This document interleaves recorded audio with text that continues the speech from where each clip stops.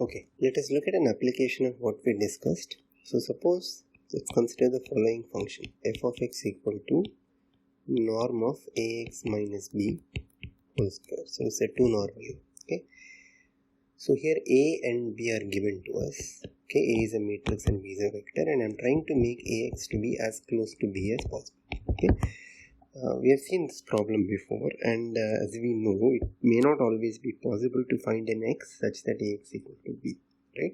Maybe b is not in the column space of a, in which case I cannot find such an x.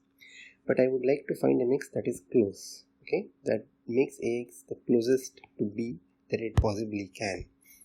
That's why I consider this cost function, right? So here I try to find an x such that this cost is minimized. Okay, so I'm interested in minimizing f of x. Okay. So I have f of x and I'm trying to find an x that minimizes f of x. That x will be the x that makes ax as close to b as possible. Okay. So, well, what is this function here? Right. So from the basic properties of norm, we can actually write this as ax minus b transpose times ax minus b. And if you expand that, that is simply x transpose a transpose ax minus, let's say, b transpose ax to b transpose ax plus b transpose b. Okay, that's what it is going to be. Just by expanding it, you can correct me if I am wrong. So this, as you can see, is a quadratic function. Okay, this is a quadratic function, correct? Because this has quadratic form here, a linear expression in a product and a constant. Okay, and what is the matrix here? This is the matrix that corresponds to the quadratic function A transpose A, and we know that this matrix here is always positive semi-definite, right? We discussed in the previous lecture that any matrix of this form is positive semi-definite. In fact, if A has linearly independent columns, then A transpose A is positive definite. That also we discussed in the previous lecture. If you remember, we said P transpose times identity times P is always going to be positive definite, provided P has linearly independent columns. So that's basically what this is, with P replaced with A. Okay, so here this is a positive definite matrix, and that means this has a unique solution, right? And what is that unique solution? So the unique solution x star, you can immediately write as the inverse of this matrix, so A transpose A inverse multiplied with, so remember, what is the minimum? The minimum is obtained by taking the inverse of the matrix associated with the quadratic form multiplied with B, right? And what is B? B is the vector that's associated with the linear term. Okay? So here with the linear term you have this vector. Okay. So here effectively A is replaced with A transpose A and B is replaced with A transpose B minus 2 A transpose B. Okay. Okay, is that clear? Right. So here A transpose A inverse times minus 2 A transpose B by 2 with a negative sign outside. That's going to be the minimum, just by writing down what we already proved. Okay, and that's just going to give you A transpose A inverse A transpose B. Okay, this is the famous formula for least squares that we even saw in the first segment, and again we're going to come back to this anyway later. Okay, fine. So that's one application, as you can see right there. Okay, so we'll keep using this, but first let me actually talk about a very interesting consequence of what we discussed here as it applies to block matrices. So we all remember what block matrices are, right? So block matrices are matrices that are themselves written in chunks in terms of smaller matrices, right? So let's consider a block symmetric matrix. So you have A here, and let's say you have B here, and you have C here.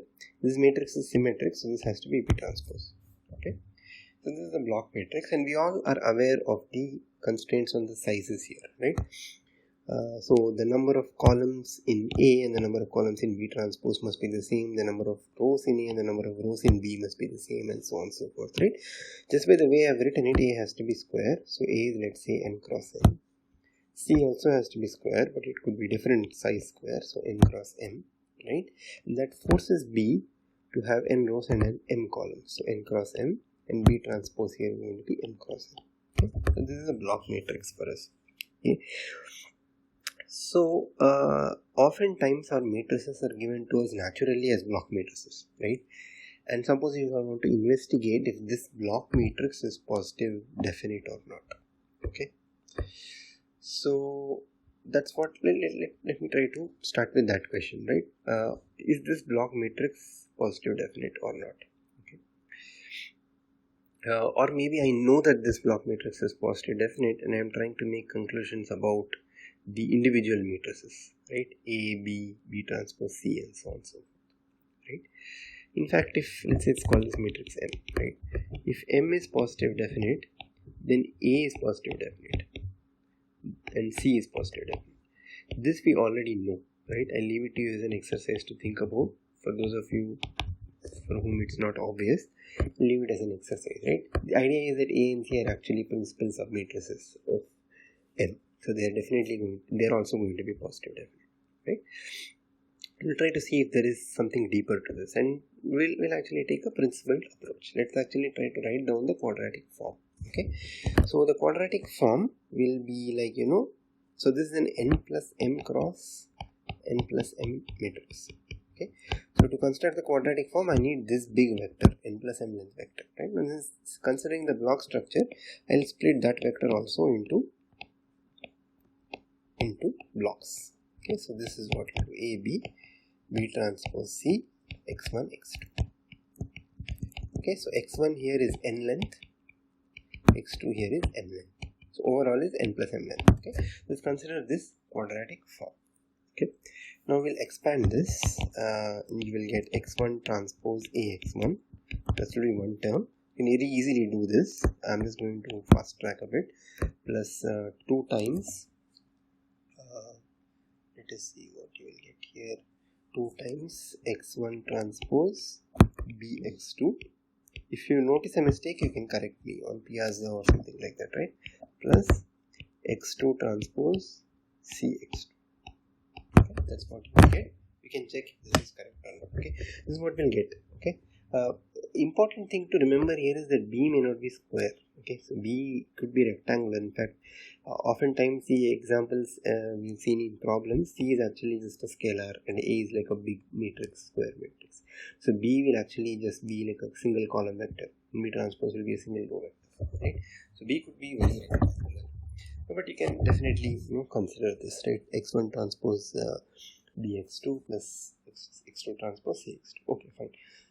So this is the quadratic form, and we know that the minimum happens when x1 and x2 are both 0. There is a unique minimum for this, right?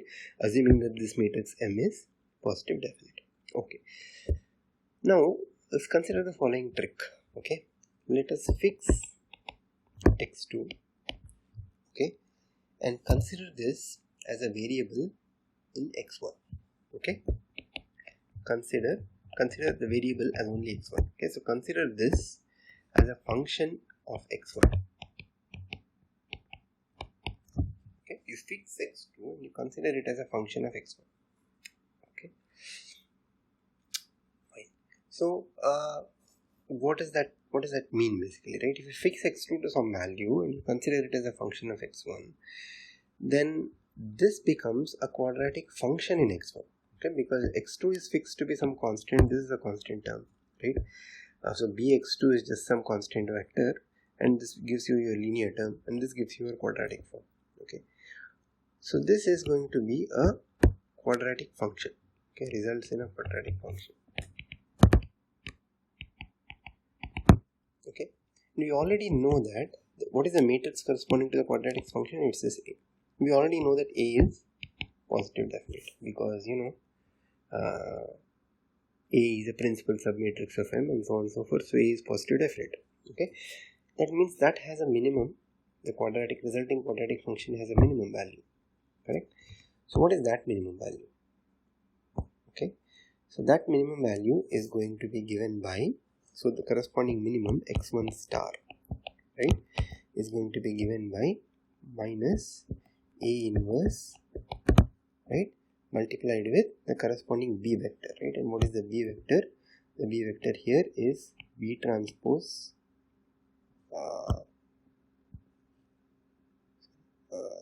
just write V transpose x2. V transpose x2 divided by 2. That's going to be the minimizer x1 star, right? What is the corresponding minimum value? Okay, so the corresponding minimum value is going to be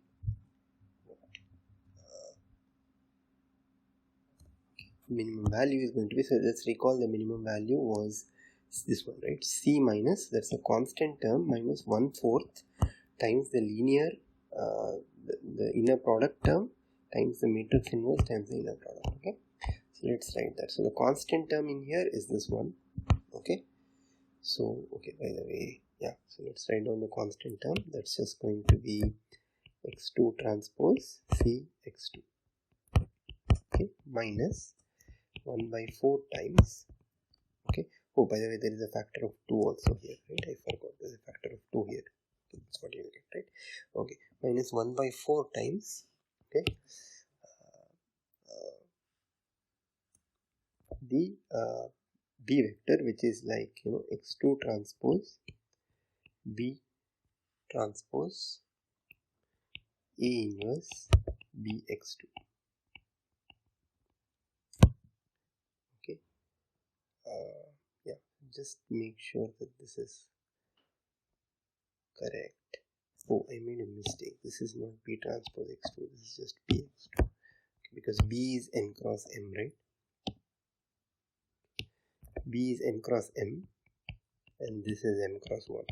Okay, yeah, okay, I think this makes sense, right? Let's just check if the dimensions match to make sure we didn't make a mistake. B transpose is m cross n, A inverse is n cross m, and B is n cross m, right? So yeah, it seems to work out.